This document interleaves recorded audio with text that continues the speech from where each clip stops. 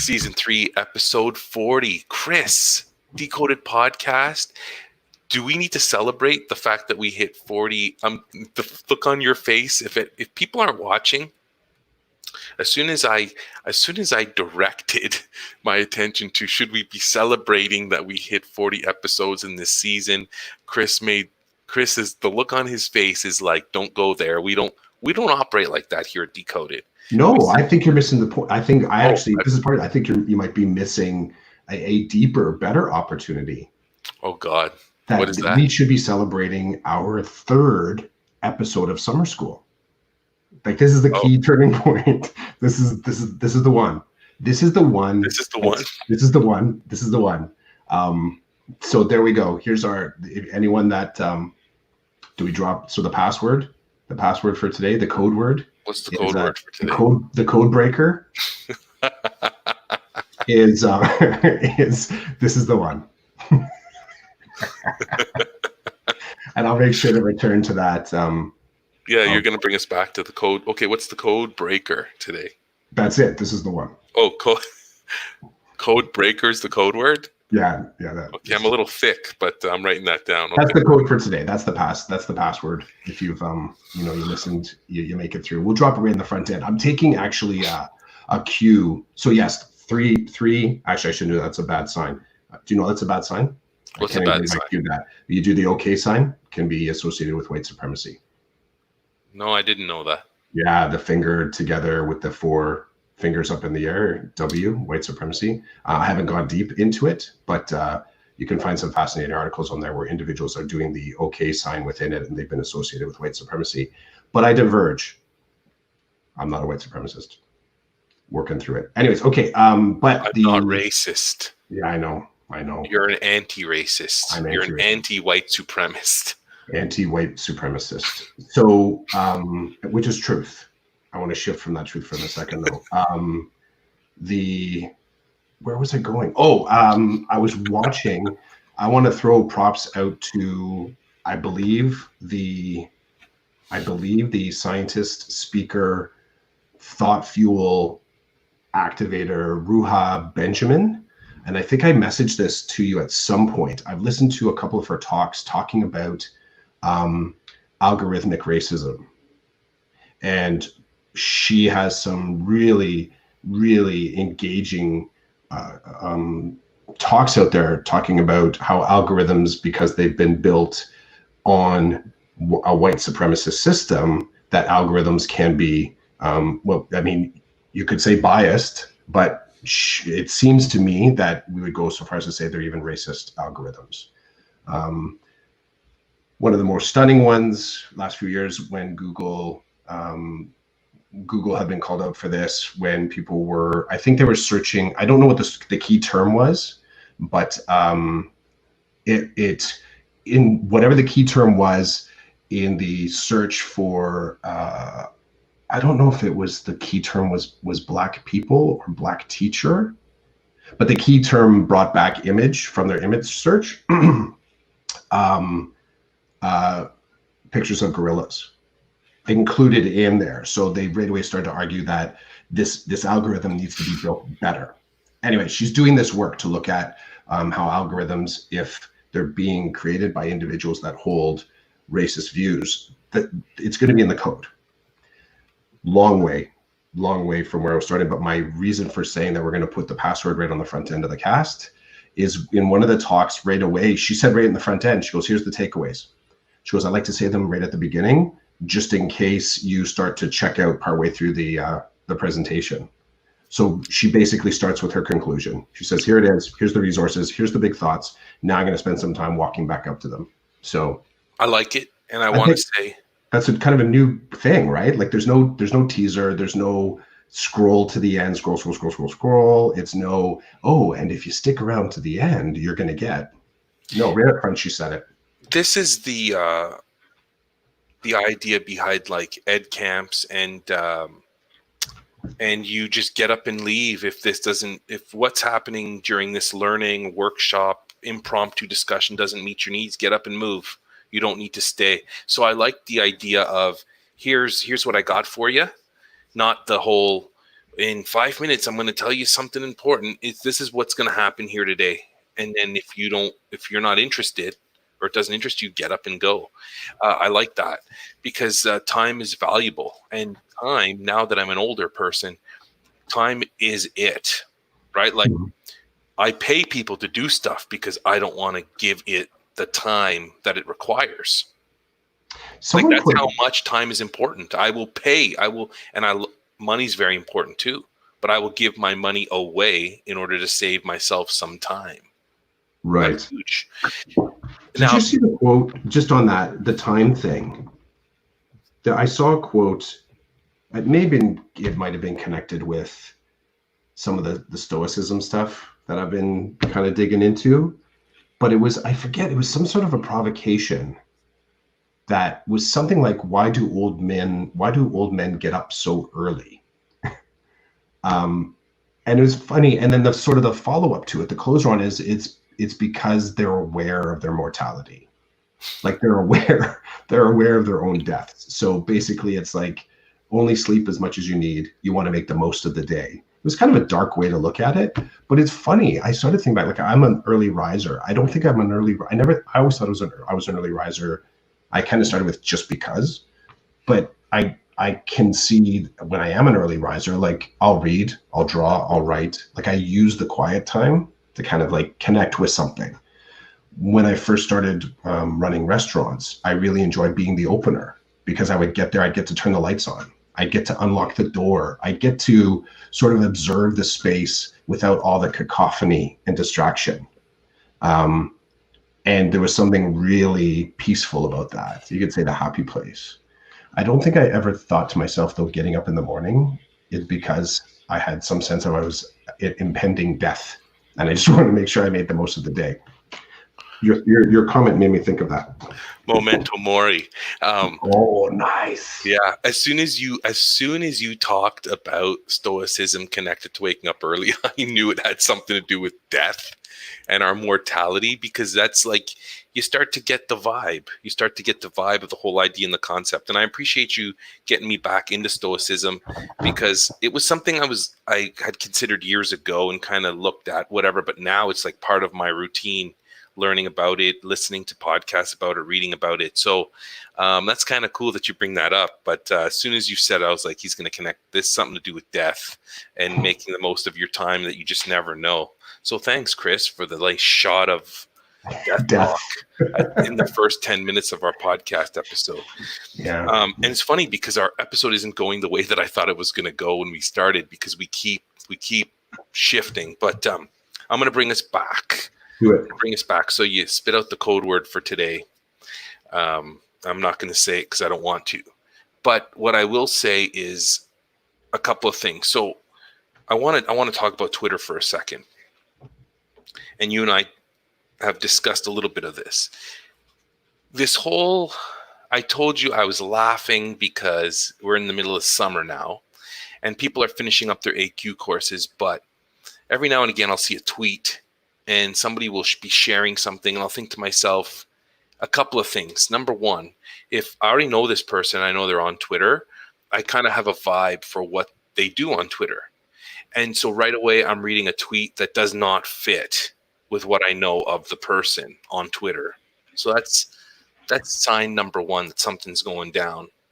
Sign number two is at the end of then I know something's up. There's a reason for them. It's like they're being poked or being held hostage and they're like, speak into the camera and tell the camera about, three web tools that you use to make your classroom a better place or something. It's like, that doesn't fit with who this person is or what they do normally.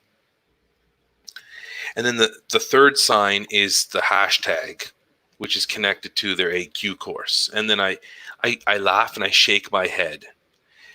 Am I opposed to people learning how to use that tool to learn, connect, and share? Absolutely not. I'm not opposed to that. What I'm opposed to is building into your course that people are going to involve themselves on social media to share, reflect, connect, learn, but it doesn't take a hold after the fact. And it's pushing the wrong buttons in me, because I'm like, if this person has been on Twitter for this long and they're not seeing the value of it, or in fairness, it's not bringing them any value, no matter what they do, now you're kind of poking them and you're holding them hostage. You're telling them, well, this is what this part of the course, you need to do this. I don't like it. And I was telling you that I've gotten to the point in my Twitter use where I can actually ask questions and I will have engagement. And I like that, because to me, it works for me. I seriously have some, like the other day, I was tweeting about STEM and STEAM, and I have what I believe are serious questions about the idea and the concept behind STEM and STEAM. And people were jumping in. We were having a good back and forth, and I was learning because they were providing me with their perspective, and I was taking that in and comparing it to my thinking and my ideas, and then going back and forth and having like a decent discussion. That works for me now, but it's taken me a lot of years to build up my use of the tool, to find people to follow who can help me with my questions, and have people follow me so that they'll see my questions or my thinking. That's taken time, and it's worked for me. And I think that piece is always missing from these courses. And I've taken some AQ courses where they've suggested that we use it, and I don't like it. I prefer having two different tasks. One can be that you can learn how to use Twitter and use it for these good things, or you can do this if you feel like Twitter is not the way to go or social media is not the way to go. I get that they're trying to involve us and engage us, but it kills me because I'm reading these tweets. I'm like, this is not this person. Now, if it becomes this person, that's awesome. But I've not seen it do that to a lot of people. Of all the people that I know that have been kind of taking a course to push them that way, I would say it's like 10%. 1 out of every 10 people will start to use it in a way that's like, it feels weird at first, but then it becomes normal to them. Whereas the other 9 people are like, this sucks. I don't want to do this, but I have to because it's part of the course, and there needs to be like this digital social media interaction. So I just wanted to throw that out there, that this whole, you and I use it for a particular reason. It works for me. I like using it. But I know a lot of people that doesn't work for. I know a lot of people who just aren't interested in trying it or wanting to go down that road. So when I see these, I shake my head. I'm like, what a waste of time. Now, hopefully their tweets will hit a person who will benefit from the tweet. But most of the time, it's just a checklist. I need to tweet about these 3 tools today, or I'm going to ask a question and hope somebody jumps in. See, this is where I got my rant on this, is that it won't.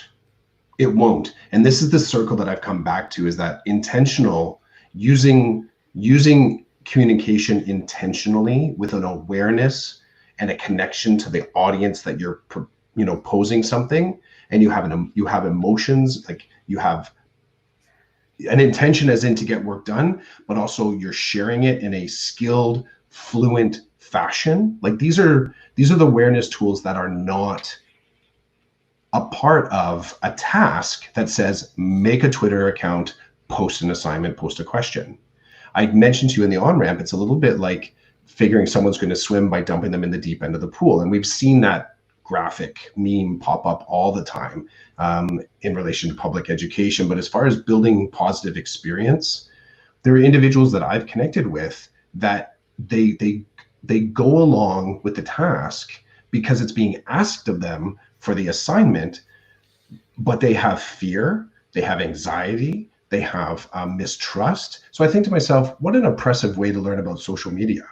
Like, do we really have a firm understanding of people's sort of like emotional makeup and people's growth mindset and their preparedness to even step into growth mindset on something? If we're saying that it is now a mandated part of a course that you have to have social media training. And even if you do step into that space, what is it that you're going to teach them? It's so subjective. I love the fact that you've introduced me to individuals like Gary Vee, because it really has kind of reconfigured a an entirely leveraged view of how you use social media with kind of bravery. Now he's brazen as well, so there's elements of it that I can't take in, but to use it bravely, to be sort of out there quickly, to stay out there longer, and to allow deeper access. Like these are the things that these are sort of like the conditions for him to use social media for his business, his corporation. But I don't think that you have to be aware of that depth of the water when you're telling someone to create a Twitter account, or you tell them it's okay, you don't have to, you can do this task in another way. If the task, teachers are going to fall on their compliant sort of like operating system. Like, I'm being asked to do this assignment, I've paid $800-900 to take this course, I'm going to do what the teacher tells me to do, if we're talking about teacher level courses. But the same example could be said for a classroom class, like students that are not paying. It just strikes me as like that's a pretty oppressive and slightly dangerous, a little bit irresponsible to sort of expect someone that's going to kind of do the assignment and to not provide the, by the way, now that you've done this assignment, did you consider?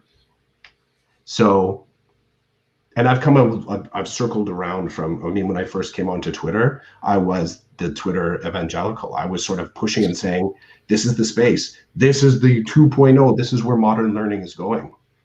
I don't believe it is. I think that was me saying Twitter was something more than a tool. I was saying Twitter was an outcome, and that just by arriving there, you'd be better. I don't believe that anymore. I don't believe it either. And I appreciate Did you though? Did you at one point? Did I know what? Did you believe that? Like when you started to, would you? I believed that it was a powerful tool. And at the time I was fortunate because the people who were modeling it for me, I had a respect for, and I saw them as mentors, and nobody was forcing me. It was like, hey, have you seen this? Have you tried this? And it was, so it was a couple of influential people that were using it, and were using it in an experimental way because this is the type of people they were. They were like quick adopters of this type of stuff. They were like right at the front of these things all the time because this excited them. This new learning, this new way of doing things, these new tools, it excited them. And I fed off that excitement. So nobody tried to sell it to me when I first got in. Nobody was like, hey, you got to do this. They were just like, hey, are you aware that this is happening? This tool could be used like in this way and that way, and we're experimenting. Nobody said you're going to do this or else you fail the course. And so I jumped in, and early on, they were not too far ahead of me. Like I was not too far behind them at that time. You know what I mean? Like they weren't like, they hadn't exploded onto the scene or anything, but they had like a foothold, and they had a PLN, and they were working through it. Right. And then I jumped in, and I started seeing like benefits, like real benefits quick. So like making connections with people who were tweeting about the stuff that they were doing, and then providing a back end. So saying like, I just did this with my students. It was great. If you want to know more, check out my blog post. I'm like, right on. So it was like a gateway to deeper information. So I would, and here's kind of my nature. I would dive in deep. So I would see it. And I'm like, I like this. I'm going deep. And so what I do is I'd read the post, then I make a comment on the post, and then I tweet to the person about the post, and they would see that I was engaging them, and then they would engage me back. And then it would become like Relationship. Yes, I didn't want to use that word because it's not the right word for me, but there would be something established. Whereas like if somebody said to me, hey, do you know anything about using iPads with a regular classroom? I could be like, you want to talk to this guy, Joe Blow. He's got blog posts about it. He tweets about it. I've interacted with him. Very helpful, and provided me with a lot of information and like support. That's when you say relationship, that's what I think of. Those kind of relationships where it was like, oh, you're interested in this? You should talk to this person because she has provided the world with a ton of support and a ton of information about her lived experience around this topic. And so I see that she's got a capacity there. She's got fluency there. And she's agreed to the relationship. I think that's where it is. And it might not be your word, but from my point of view, they've agreed to some sort of a responsible relationship with individuals that they're connected with on social media. So it gets to that point for me. And then I'm like, wow, this is valuable. This is valuable. And it became, if I'm interested about a topic, I'm going to go there first. I'm going to do a search there first, or I'm going to talk to somebody in my PLN that I trust and say, hey, I've got a real interest here. Can you help me here? Can you push me in the right direction? Can you lead me? Can you just dump me off somewhere because you've heard about someone or something? And then it grew from there. And it's gotten to the point where I can post a question or a thought and I will have engagement with my PLN. And I know, and Gary Vee has said this, and a lot of other like influencers have said, you don't need to have a huge following. What you need is to have a dedicated group of people who will interact with you. I do have some of that, but I also, because I have a bigger following, it's not always the same people who jump in and out. Like I can ask a question, and I know you follow my stuff and we talk all the time, but you don't jump into a lot of stuff I say on Twitter. I don't. I was wondering. I was going to mention that there's, it's kind of a. I'm as I sort of like revolving through some of the conversations. Part of it too is that there's things that I observed you, conversations that you are pursuing, that I think to myself, I don't. If I have a question about it, I'll pose it. But often it's also, you have a space on Twitter and an inquiry sort of tool set on Twitter that you're asking questions that sometimes don't interest me. Like, it's not where my interests in education sort of go. Am I interested in supporting you in it? Absolutely, right? You're a friend, and I do appreciate the work that you do. But sometimes it does come down to, you're asking questions, and it's kind of, it's kind of, we're tapping a little bit into that like culture, like the auto heart on people's posts. There's stuff that you don't have to respond to. Now, part of it too is I don't sometimes, because I know that you and I are connected in other spaces talking about stuff. But that's my point. Yeah. And that's my point. You're one of my, so if I only had 30 followers and you're not jumping in because you have no interest, then the chances of other people jumping in are slim as well. So in my opinion, you do need a bigger following, a bigger PLN, because you will have people in that PLN who are dedicated to certain things. I know I could set you off by saying certain things or asking certain questions, and I know you'll jump in. Mm-hmm. But sometimes, particularly at this point in my career and my interests, I'm asking questions and I'm learning about stuff that I know you don't care. And so if you don't care, that means there's a handful of other people that don't care. So I need to have a bigger audience, I need to follow a lot more people so I can get information. I like that a lot of people follow me, because that means that my audience, there's some depth there. There's different people from different places. Yes. And that's good. And I'm seeing it work for me now. Yep. And what I mean for me is if I have an issue or a question or a thought, I can pose it. And lately, like the past, 6 months or something, people are engaging. Mm-hmm. And then my perspective is the least I can do is engage them back, because Absolutely. I recently tweeted somebody tweeted some information out, and they wanted their audience to check out what they were talking about. So I did. I gave it the time and I thought it through, and then I responded to this person. They've not responded yet to me. And so I was like, okay, well, they're obviously busy or whatever. So I responded to them again. I've not heard back. I don't care who you are or how many followers you have. I don't care. That's poor form. Mm. Now, unless there's something deeper there, like this person's like, I really dislike this Roland guy and I'm just not interacting with them. That very well could be the case. But if that's not the case, you push something out. I took my time to look at your stuff and to think it through and to give you some feedback, and you're not engaging.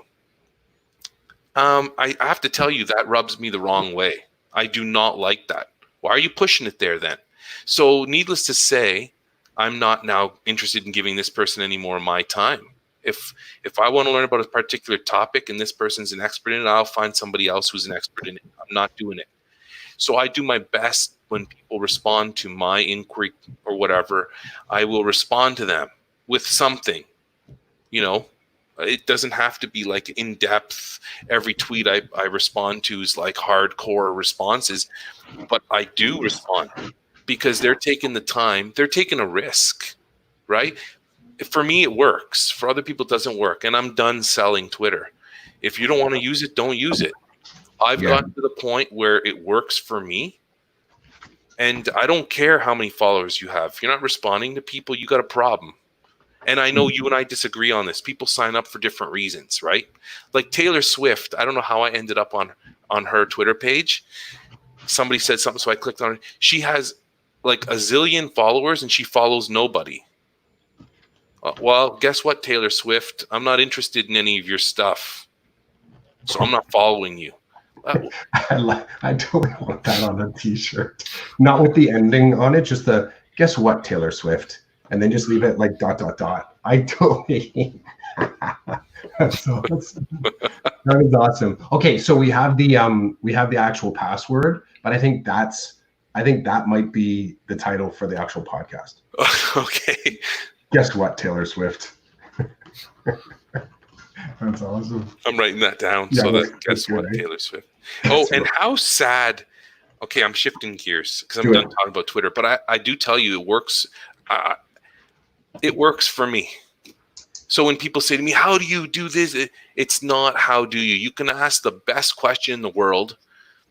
And if you don't have anybody following you, and if you've not put in the time to show that you will engage, then nobody cares. So is there a secret? My secret is I've just been on it for years, and I've been working at it, and I've been purposefully using it in a way. I've deepened my understanding in a lot of things because of it. I've built relationship because of it. And I value some of those relationships that are not just, they're more now. They're friendships. They're places where people have shared, like people disclose information and you build trust and it works. That's me though. I remember one of the two what I want to call them, the two memories, early use of using social media, and yes, Twitter was the one that I started to use. Twitter was the one that I really felt like I started to use with intention. I think I had Facebook there for other people's reasons when I started using Facebook. But Twitter was the social media tool that I felt like I could use with a purpose. Wouldn't have been able to necessarily articulate the full purpose at the time when I started using it, but there were two things that I remember. One was the hearing about some example of a teacher in class doing a geography lesson, and there was something about the lesson where they were talking about the different weather that could be occurring all at the same time on the planet to the kids. I don't know what grade it was at, but the kids were kind of mind blown that because it's snow, that it could be snowing outside the window, and that a country over or a province over could be entirely different weather. So the kids were kind of in this expansion mode of kind of understanding the globe and how stuff is different all around the world. And this teacher, in their example, when they were talking about it, they said, so I pulled out my phone, and this is kind of like the pattern of that is kind of used to sell Twitter. Here's the distilled example. So I pulled out my phone and I posted a question to Twitter. My class is doing weather patterns in our city. Help us out a little bit. Post a picture of the weather out your window right now. And this is this frame of a type of question still happens today. There's different iterations of it, but the show me what you got kind of a tweet. And the teacher in their presentation, or the educator, they said, and you know what? Within 10 minutes, I had 200 photos of the weather from around the world. Well, that's not necessarily, it's true and it isn't true. It's an and. I go back to the courses that say, put this post out there. If we're just taking the exercise of joining Twitter and assignment to finding it, no, that's not a good word. Turning it into a assessmentizing it.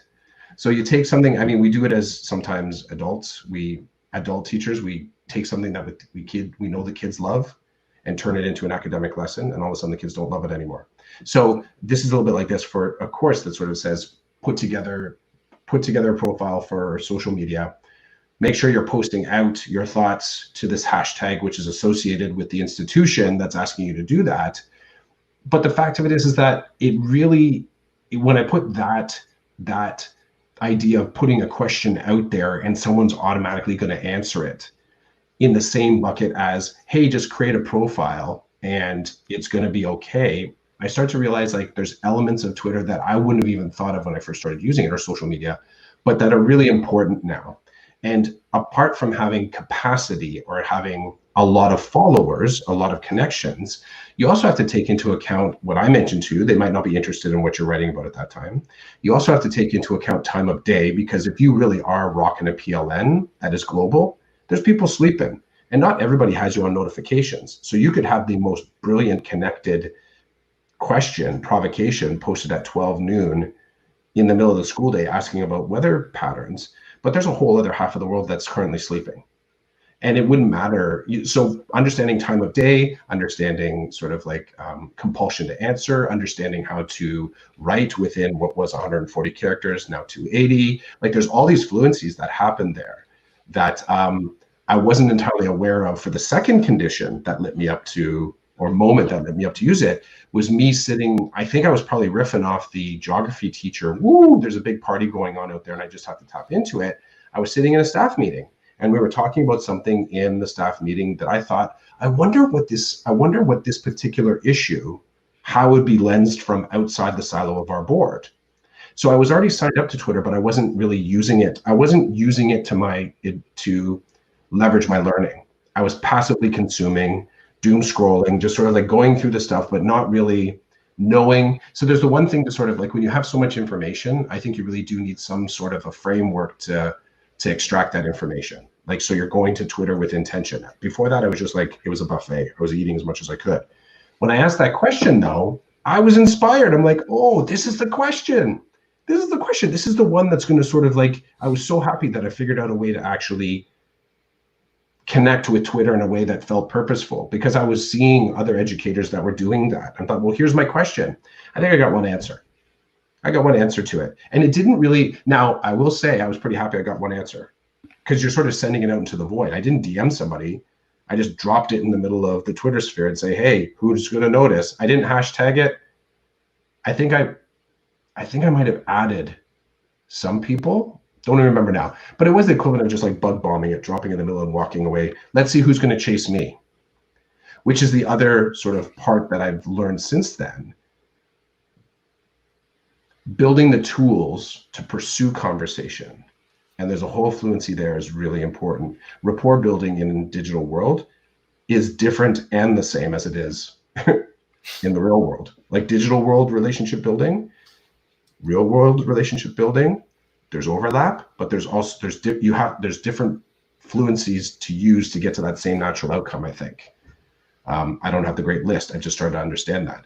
If I take you and I as an exemplar of it, we did something along the way to do digital relationship building to translate that into in real life relationship building.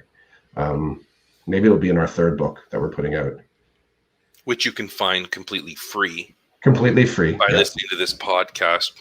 Yeah. Yeah. Okay, Chris, you said something that I want to touch upon. I use my classroom Twitter account differently than I use my personal professional Twitter account. Mm-hmm. I have a lot of love as a teacher with my class account for those tweets of, hey, what's happening outside your window right now type of thing. Or, hey, we're doing a survey on this. Can you please get your class or whatever to answer these questions for us when you have a minute over the next 2 days? I have a lot of love for that, because that that is a great way to reach out to the world and show your students that outside of our classroom, there are a lot of people we can connect with digitally who can help us with our learning. And I have found from my class account that stuff works well. It does. It always has, even from the beginning with almost no real audience. You can use hashtags and stuff. You can find a way to leverage that if you really want to. So I wanted to say that from that perspective, it works well. From my personal side, like my personal professional, the easiest way to get me to mute you is for you to say, hey, my buddy that I met at a conference named Jane, she just got on Twitter. She needs followers. Yeah. Or, I'm at 4,992 followers. Help me get to 5,000, please. And they have the hands, like the prayer hands. It's like, done. Are you kidding me? But people do it all the time. People follow that stuff all the time. So why I've got a little over 5,000, I want to get to 15K. Nobody's helping me. I've asked a couple of times. Nobody's helping me. Dude, this is why I asked the question a few weeks back about the value of what value do you see? I forget the way I did it. I tried to make it as sparse as possible, the question, just to allow for different versions to kind of like pop off of it. But the heart of the question was, what value do you attach to 5,000 followers? It makes people think that they're important, and nobody's going to say that. We've asked this question of several people. They give us a runaround answer. People feel like they're important. They feel like they're important. They feel like what they say people listen to. This person, who I think is brilliant, tweet, and this is what got us started on this, because I sent you that person's tweet. Mm-hmm. The person was thankful and honored to have hit, 15,000 followers. Mm-hmm. And then you came back right away, as predictable as you can be, with what value does a bunch of followers hold? It makes people feel good. It depends on how you position yourself, though. I've not found one person yet. Nobody's going to answer this question as bluntly as I just did. Nobody's going to answer it because they don't want to, because they think it's going to make them look egotistical. It's going to make them look like they're in this game for all the wrong reasons. This person that has 15K followers is a legit tweeter. This person offers a lot of value a lot of the time. This person should have a lot of followers, because what this person is saying needs to be heard, in my opinion. And this person doesn't pretend like they're some kind of celebrity, but they're not going to answer the question. You ask me, why do I care that I have a lot of followers? Because when I ask a question or I need something, I get results. And I don't think I would have that with 200 followers. I'd be one of these people who's like, Twitter doesn't work for me. So it helps me. Do I think I'm important? No. Do I offer value? Maybe little bits here and there for certain items that seem to resonate with people at that time. But I'm in no position in the world I live in right now to be providing, like, I'm not someone who is in a position of authority to persuade people. You are to some people, though. But so big picture, though. Big picture, I'm not like a director of education. No, but you are a part of somebody's big picture. Perhaps, but maybe that's why I give time to responding and engaging. I would agree that's a responsible response. But the people, they're not going to tell you, it feels good, it makes me feel important. They're not. There is that part. I found the question. I didn't make it quite as sparse as I thought it would say. What does it indicate to you when someone has 5K, 10K, 15K plus followers? And I just put serious question. So just kind of baiting the hook. So to me, go ahead. I was going to say, I had one respondent that DM'd me. They didn't put into the chat. And they said, 5K, been around Twitter a while, found a niche group, regularly active. 10K, seen as an influencer, has social status on and offline, runs chats, maybe a podcast, maybe published. That's interesting at the 10K. Okay, I'll finish the thing. 15K plus, published and promoted by professionals. Now, I don't know, because it's just kind of staccato like that. I don't know. I look at this and I start to think, okay, so we've got a continuum here, as in the more followers, you potentially have a higher responsibility to kind of maintain that network. But now I'm looking at the responses and kind of saying, well, maybe these are just kind of random snapshots that this person is kind of taking a bit of a swipe at. The person ended saying, and none of this really means anything in terms of credibility or ethics or knowledge. They pointed out that somebody that was considered an influencer took a few shots at them and criticized them for their work, and they made assumptions. So there's it's fascinating because I think that there's when I put it out there, I wondered if people would answer looking at their own number of followers, or if they would externalize it and say out there, if you have those type, I don't know, maybe you're answering the same question, but you're right. As far as it does feel good to have more followers. I can't unpack it, but it does feel good. It taps into something in my brain. I'll admit it. I look to see my number of followers. I don't know what it feeds in me. I really don't. I think it's partially, there's a gamification to it for me. Like I'm just accumulating points. I am the type of person to play a video game and kind of grind it out, like go back in and try and find all the Easter eggs and stuff. Like I try and sort of, I don't know why. I guess I'm just, I just want to make the most of the game that I'm playing. And I've had, my kids say, you're still playing that game? I'm like, I didn't get that last Easter egg. It's somewhere on this map. I think there's probably a gamification to it for me for Twitter. Not at a deep level, not that I'm sort of intentionally manufacturing things to grow those numbers, but I am aware of the number of connections that are connected to me, not me reaching out to make connections. And I haven't been able to erase that from my sort of like algorithm in using social media. What you're saying though is, so imagine having 20K followers. Mm-hmm. 20K. Don't just think about that for a second and think it's a small army, right? Like, so somebody pushes back on you and you respond because my feelings are hurt that you just did this to me. And then you have some of that 20K start to step in front of you and take the arrows being flung at you. Mm-hmm. Like, think of that. There is power there. There is a power play.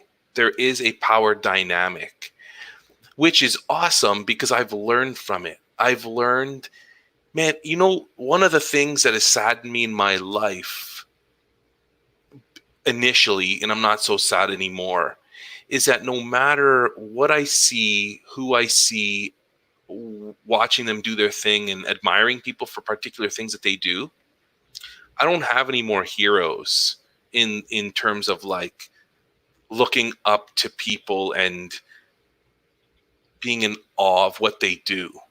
And I guess, like, let's use sports for a second, because some of these sports figures are like, all they do is they play a game and kids love them or whatever. I can appreciate a really good baseball player. Mm-hmm. I love watching baseball.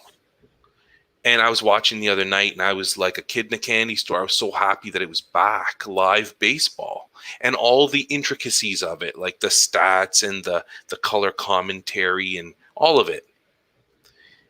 And I was watching with my son, who's like, he's 10, right? So he's wide open to this stuff. And he was talking about, do you remember when a certain player played for the Blue Jays, but then he had to go because he had done some bad things? I said, yeah, I remember. And he was like, what do you think of that? Like, because he said, Dad, I remember you were a fan of his. Like, you enjoyed when he played, you were all over it. I said, well, that's where it begins and it ends. I appreciated his physical abilities and his mental stamina when he was on the field. I don't know what kind of life he's living outside of what I see on TV. I have no idea. And I say to him, just like some of your dad's friends, they see me at work and they'll tell you I'm a nice guy. And I say to him, am I a nice guy at home? He goes, well, sometimes you are and sometimes you're not. I said, well, they don't get any of that. So I said, you have to be careful in this world. People get attention for all kinds of reasons. It doesn't mean that you live in your whole life based on that, what the image you get from that person, just because you may admire what you're seeing from that person at that time. Mm-hmm. And this is my world now. So you and I will see stuff on Instagram or whatever, and I'll say, hey, check this out or whatever. And it's really cool that someone's done something or said something that can positively influence me, but then it stops there because I know nothing more about this person. And you and I have talked about, I don't know if we've ever talked about it on the podcast, but what could you learn about me that would cause you to be like, I'm out? With this friendship, I can't be friends with you anymore. And this came up at the book club the other night. Yeah, where we've done this in a couple different versions. Have we done it here though? Well, see, it's kaleidoscopic. Like I feel safe talking to you about topics on text, on phone, in person, on Insta, on Twitter, I don't know if we've had any sort of extended conversation on FB because I'm kind of using the dad shoes thing there. But I mean, our conversations could be simulcasted, all synchronous, and on multiple platforms. So trying to figure out, and the podcast as well, trying to figure out where we've actually talked about something. I kind of just take one of our cues as we need to talk about this. So I know you and I have talked about, because I think you posed it to me, if there was something that you would ever do that would cause me to sort of say, like, I'm done. Like that, this guy's just too out there. And I don't know how we got to that. I think it was just our weird way of getting to know each other, putting down like these extreme kind of case study sort of moments and see how the other person would react to it, but very kind of neutrally and collegially. Like we just talked it out, like we were doing a case management about two other people, right? There's sometimes we have this way of talking about things that we can sort of keep we can put it between us and not really feel like we're like wrestling with each other. We're just wrestling with the idea. Because I do think at the heart of it is that broader conversation when you interact with social media. What happens when someone that you are friends with or your follower does something bad? And you used a previous example about having connections with individuals in law enforcement and feeling that like not sure what that process would be and this was in relation to George Floyd and other events that have happened since the COVID shutdown, and saying not sure what your process would be in sort of trying to support the person, but not looking like you're connected to their behavior. So we've played with this a couple different times. I don't know. This is maybe this might be the first time that we've talked about it on the cast. Could be the 10th time. There are people who, like with this whole racist, anti-racist stuff that's happening, I'm starting to see more clearly now. Friends of mine who, well, I guess they used to be my friends, who are clearly racist. And it's like, they're allowed to be racist. I'm not telling them how to live their life. I don't want to be connected to those people anymore. And it's come to that. Like, I've been friends with them for a long time. I probably knew or have known that they've been straight up racists for a long time and just put it aside because it never really interfered with like the relationship directly. But it's gone to the point where like people are still complaining about sports figures taking a knee. It's like, have you not seen what's been happening over the last half year? Taking a knee in protest is 100 times better than going onto the street and rioting and breaking things and destroying property and possibly harming individuals, like physically. And it's like, I just feel like things have been taken out of proportion, out of perspective, and I just don't have time anymore. I don't want to be connected with people that deep down inside think that I'm a lesser person because I'm not white or because I speak a different language or eat different foods. Like, that's fine. It worked for a long time, and now it's like I'm just not interested anymore. I don't need your friendship anymore.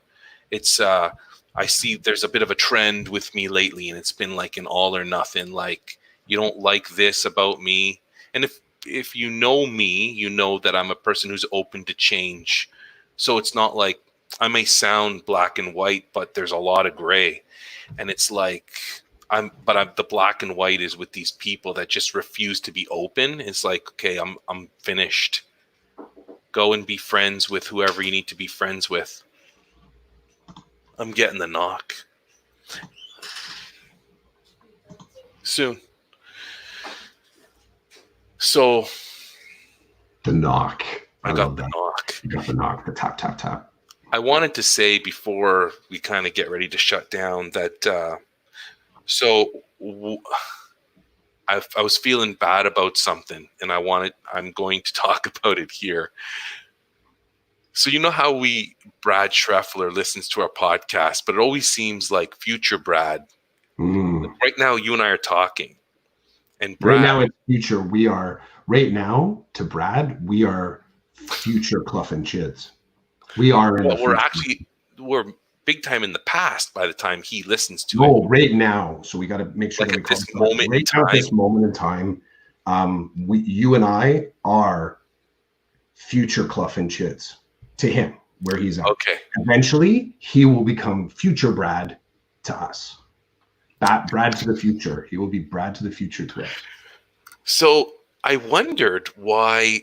Remember, we were talking about so we're doing this today is July 25th, and we probably won't hear from Brad. Well, normally it would take 2 to 3 weeks to hear from Brad about this episode. Mm-hmm. And so we called him, future Brad. This whole time, the only reason future Brad exists is because of my lack of action. So he said, "See, this is going to turn into an Inception episode, like a Christopher Nolan movie." But walk me through it slow, because my brain, yeah.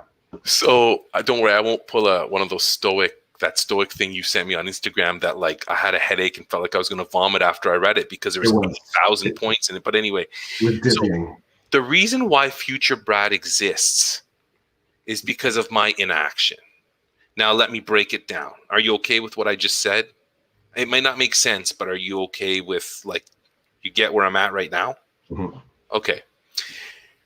We do the podcast, and then usually I walk away from the computer, and then I've been really bad of late. I'm the one who pushes out the podcast to Apple, like iTunes type thing.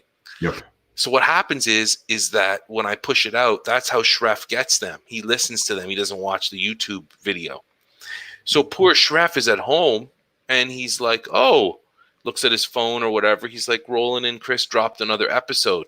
Yeah, we dropped it 2 weeks ago, but it took me and my laziness to push it out. So this whole time we're thinking, I don't know what we're thinking. I'm just like, we hear from Brad weeks later. It's because I push out the podcasts weeks later. So my inaction to publish this podcast to iTunes within the next 24 to 48 hours, that means Brad doesn't listen to it until I push it out. So I created future Brad. He comes from my inaction. I'm feeling like Skynet here. That's my best imitation of the Terminator music. So here's the thing: is it? It's okay. So I'm feeling like I'm caught in the loop between future Clough and Chids and future Brad. Who made who? Well, he would probably respond to us a lot sooner if I would push out the podcast a lot sooner, because there's a pattern now. It's not coincidence. There's a pattern. It takes me 1 to 2 weeks to push out an episode. Then it takes him 1 to 2 weeks after to listen to it and to respond to us, to give us some kind of information or some kind of nudge that he's heard what we have said. That's because of me. Think of this weird loop that you're creating, though. When he actually, so we are right now setting up, we are now creating another version of future Brad.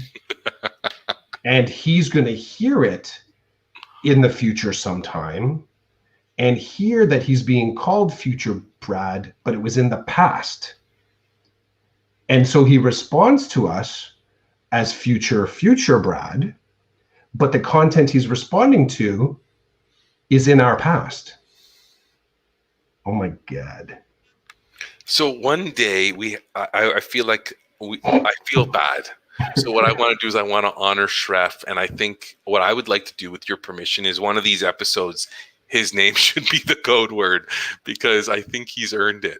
I think Yeah. he's earned that little bit from us. But I think it also becomes, if we kind of just, this isn't a bow on our conversation, but if we bring it back to the kind of like the complexities of using social media and digital learning, and this is the version of asynchronous and synchronous learning that I think really gets you and I fired up, is that we are having this real-time conversation that if someone chose to, they could interact with in real time if they wanted to. We could have a discussion. They could actually have influence on our conversation if they reached out to us via Twitter or DM'd us in some way. So they have opportunity to access this conversation in real time, which is really access and influence and importance. Their voice would be included.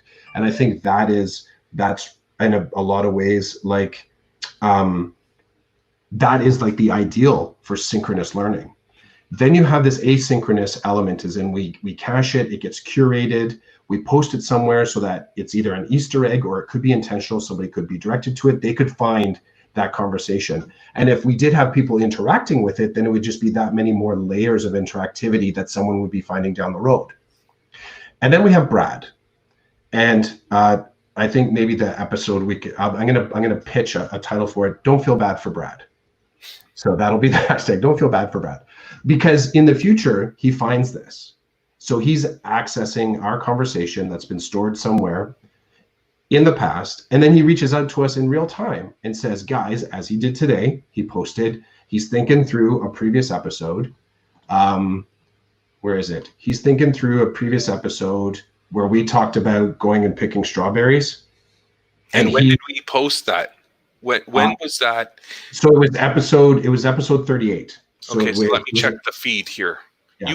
Sorry to interrupt, but you check the feed. So he's commenting on it. He's saying, this episode connected with me. The balance between charging services and how much something, I guess the value of something is. I've been dealing with that a lot since he's gotten into carpentry.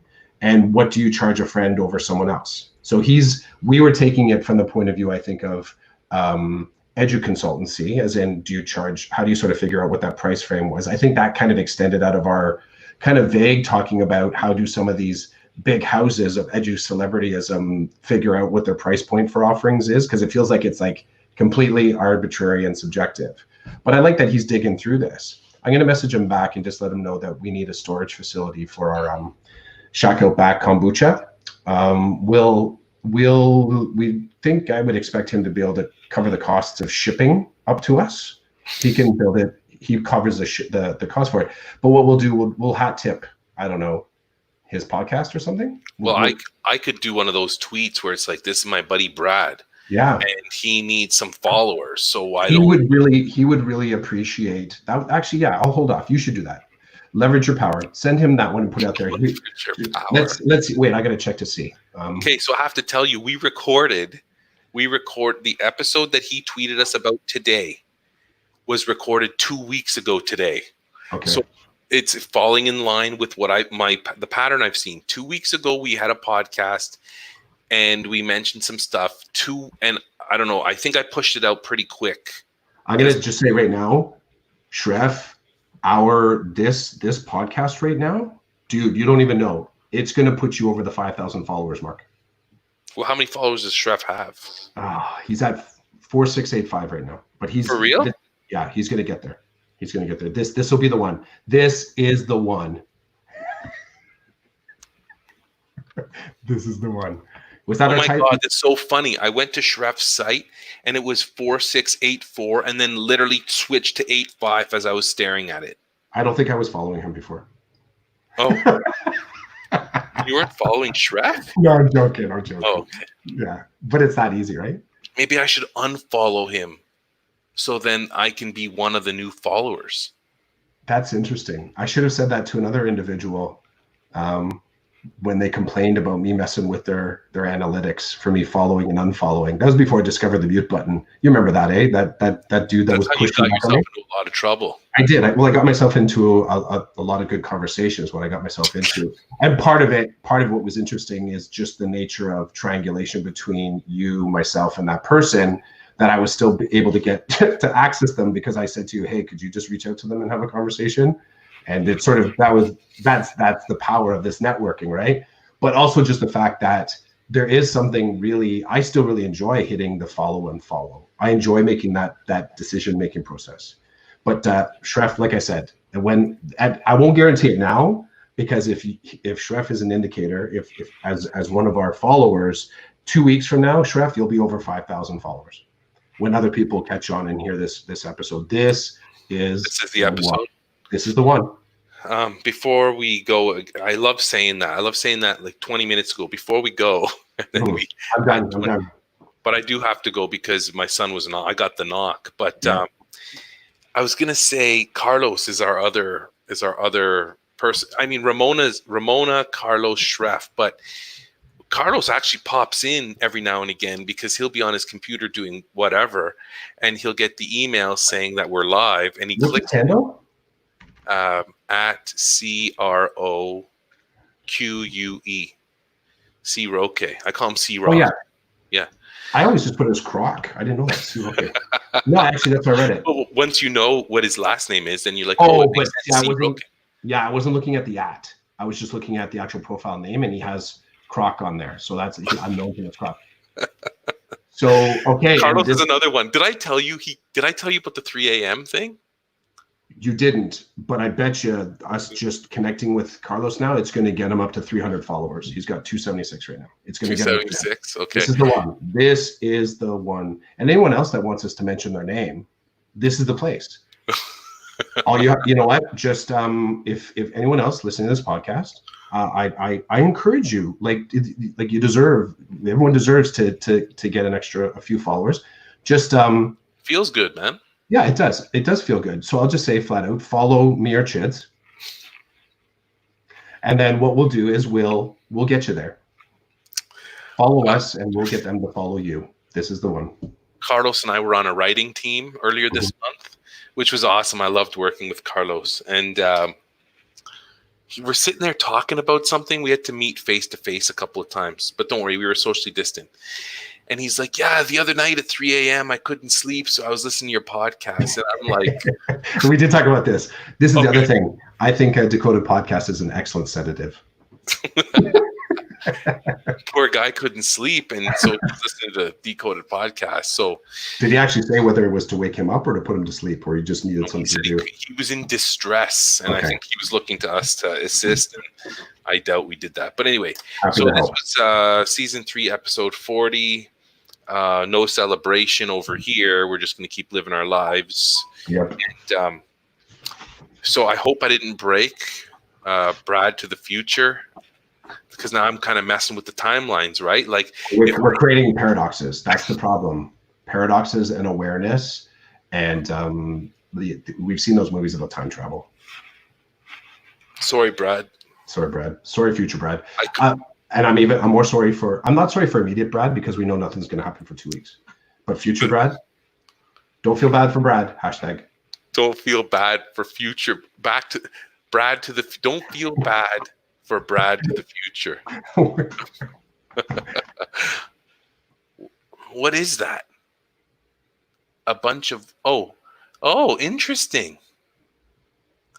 Very interesting. Christopher's showing his picture to the camera for all of you. For Brad, who never sees the pictures because he listens to us. He doesn't watch us. I do post up the pic, though, on the Twitter feed. So. Oh, man, you just wrecked my vibe. Oh. And this is where you and I don't swear, because we're professionals. And you're going to drop that in a different way, or? We're professional educators, and therefore we have a set of standards that we uphold. Mm-hmm. And so we operate in a semi-professional manner. Mm-hmm. So if we were swearing like crazy on our podcast, I'm sure that would not reflect well on our profession and who we are as professionals. Our whole self. We're not going there. That's not what we do. But I'm trying to. Why were you going to swear? What did I do? Oh, You said I was messing with I your was vibe. going to swear because you just wrecked my. This whole time, I imagined that Brad to the future doesn't ever see Oh, the pictures you draw. right. But now that's been busted because you post it out all the time. So Truth. everybody sees it. Truth. Truth. Okay. I think we just lost a couple of followers on this episode, but Can you have negative followers? We owe followers. we could. So now we actually have to give away some of our Followers. Imagine if Twitter did that. It may just happen if they move to a pay-to-play model. So okay, Chris. that's for next week. Enjoy your time in Orangeville. Thanks, bro.